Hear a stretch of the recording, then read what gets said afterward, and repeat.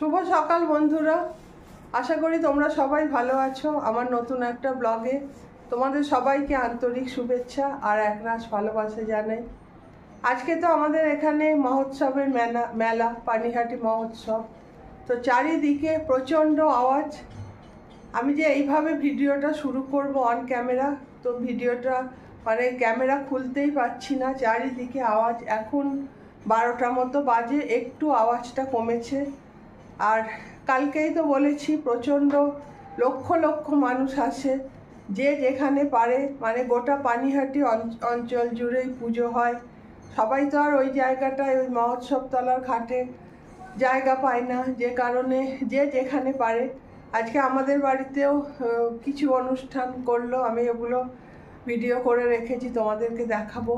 তো যে যেখানেই পারে, এই যে আমাদের সামনে কালীবাড়ি আছে, ওখানেও অনেকে এসছে, উৎসব হচ্ছে, গান বাজনা হচ্ছে, তারপরে রান্না বান্না করে খাওয়া দাওয়া করবে। তো এরকমই সারাটা দিন চলবে আজকে। সেই কারণে চারিদিকেই যে যার গুরুদেব বলো, যে যার ভক্তি বলো, সেই এক একটা করে ছোট ছোট জায়গা করে, আর সেখানে তারা আরাধনা করে তাদের ঠাকুরের। আর অনেকেরই বিশ্বাস, এখনো সবাই বিশ্বাস করে যে এই দিনটায় নাকি পানিহাটিতে কে জানো নিত্যানন্দ মহাপ্রভু ছেলেকে জিজ্ঞেস করলাম, পানিহাটিতে থাকে, পানিহাটির ইতিহাসটাও তো জানা দরকার। ও জানে, কিন্তু ভুলভাল বলছে। যাই হোক, নিত্যানন্দ মহাপ্রভু এখনো নাকি এই দিনে এখানে সূক্ষ্ম শরীরে আসেন, উৎসবে সামিল হন, এরকমই একটা ভক্তরা মনে করে আর কি। আমিও মনে করি তার সঙ্গে, কারণ আমি প্রচণ্ড ঈশ্বরে ভক্তি রাখি। আমার কাছে ঈশ্বরে ভক্তি মানে ওই যে খুব পুজো আচ্ছা করা, ঠাকুরের সামনে অনেকক্ষণ বসে থাকি, এরকম নয়। আমি মানুষকে ভালোবাসি, প্রকৃতি ভালোবাসি, এগুলোই আমার কাছে ঈশ্বর। যাই হোক, মোটামুটি শুরু করলাম। আর তোমরা ভাবছো, দেবযানী তো বললো রান্নাঘর করতে গিয়ে 3 জনেরই শরীর খারাপ হয়ে গেল, কিন্তু রান্নাঘরটা তো আর দেখাচ্ছে না। তো আমার তো শরীরটা খারাপ ছিল বলে আমি সেইভাবে ভিডিও করতে পারছি না। আজকে তোমাদের সব দেখাবো, রান্নাঘরটা কি করেছি না করেছি। সেরকম কিছু করিনি, জাস্ট আমার একটু সুবিধাজনক আর কি করে নিয়েছি। এখনো কিছুটা কাজ বাকি আছে, তো যতটুকু যা হয়েছে আমি তোমাদের দেখাবো। আর তার সঙ্গে রান্নাঘরের কয়েকটা জিনিসও কিনেছি, অর্গানাইজ করব রান্নাঘরটাকে, সেই কারণে। তো সেগুলো সবই তোমাদের দেখাবো। তো এখন থেকে ভিডিওটা শুরু করলাম, দেখা যাক কতদূর এগিয়ে নিয়ে যেতে পারি। এই যে দেখো, আমাদের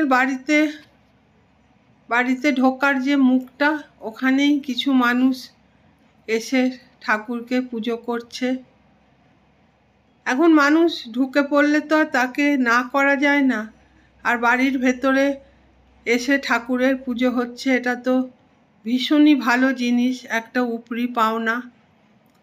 তো আমি ওপর থেকে তুলছিলাম ছবিগুলো, তারপরে বাবুয়ের বাবাকে বললাম, তুমি একটু নিচে গিয়ে একটুখানি ছবি করে নিয়ে এসো।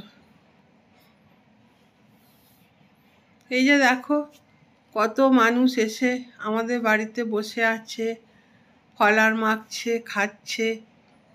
এগুলো তো খুবই আনন্দের বিষয়। ওই বললাম না, একটা দিন আমাদের কি ভালো যে কাটে, আর কি আনন্দের যে একটা দিন। সবাই যেন আনন্দে পুলকিত হয়ে আছে, এরকম একটা ব্যাপার। কত মানুষ আসছে, এই যে সবাই বসে আছে আমাদের সিঁড়িতে।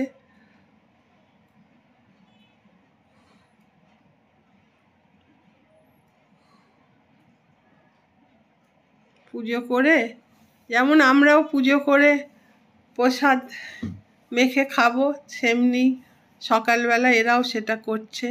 আবার বাবুয়ের বাবা গিয়ে ছবি তুলছিল বলে ওকেও একটু প্রসাদ দিল।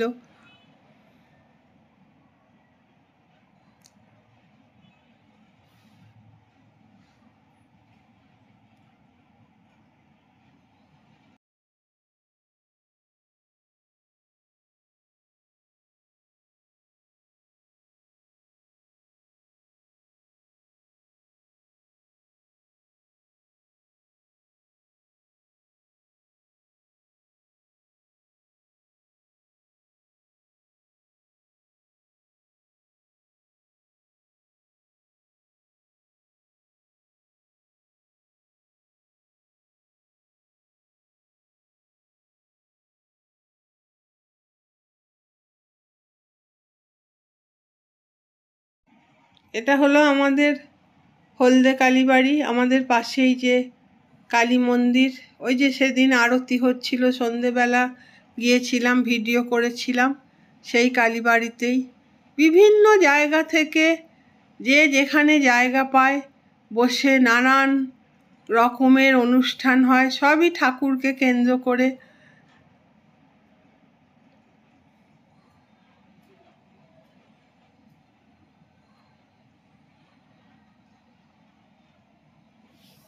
তারপরে এখানেই সব ভেতরে ভেতরে আবার সব রান্না হচ্ছে, খাওয়া দাওয়া হবে।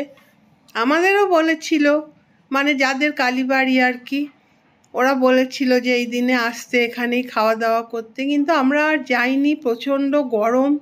তারপরে হলো শরীরটাও তো ভালো নেই, সেই কারণে আর যাওয়া হলো না। তো কিছুটা সময় থেকে একটু অনুষ্ঠান দেখে ছবি তুলে নিয়ে চলে এলাম।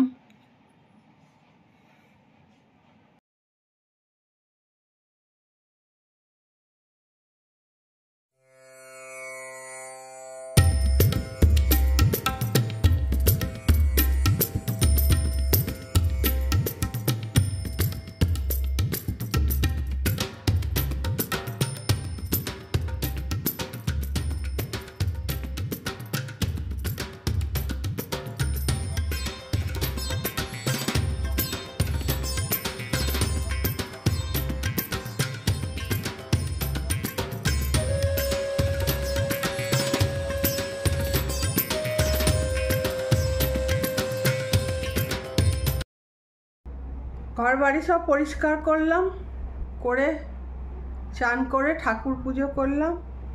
আজকে আমরা ঠিক করেছি ফলার খাবো।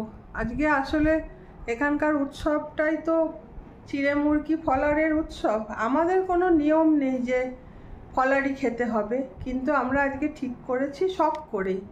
প্রতি বছর যে এই দিনে আমরা চিড়ে মুরগির ফলার খাই তা নয়, কিন্তু আজকে আমরা ঠিক করেছি ঠাকুরকেও ফলার দেব আর আমরাও ফলার খাবো। এখন ঠাকুরকে খেতে দিয়ে এসছি, ঠাকুর একটু খেয়ে নিই, তারপরে ঠাকুরের প্রসাদটা আর তার সঙ্গে আরেকটু বেশি করে মেখে আমরা তিনজনও খাবো।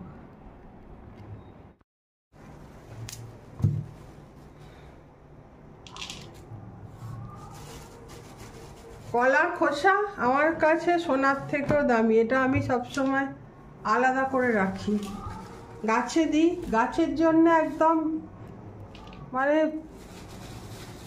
দারুণ খাবার গাছেদের এটা একটা। কলা দিলাম, চিড়ে, দই সব একসঙ্গে। আর দই দেবো? হ্যাঁ দাও।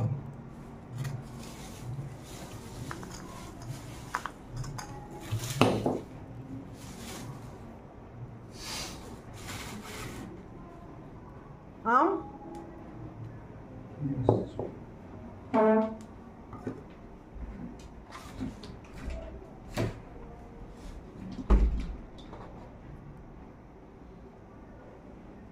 কটা সন্দেশ দেবো? দুটো না তিনটে?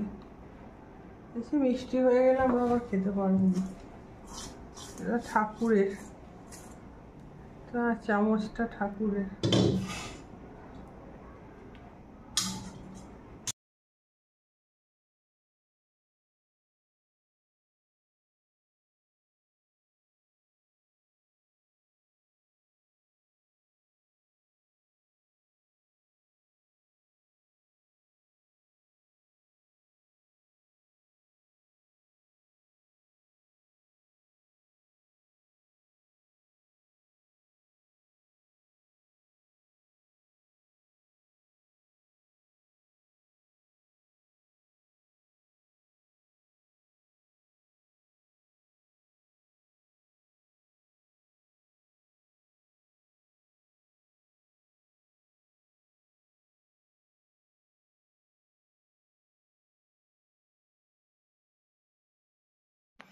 ঠাকুরের প্রসাদটা তোলা হয়নি, কারণ আমাদেরও খিদে পেয়ে গেছে, আর ঠাকুরকে তো সদ্য দিয়েছি, তো ঠাকুর তো একটু সময় নিয়ে খাবে, তাই আমরা আলাদা করে মেখে খেয়ে নিলাম।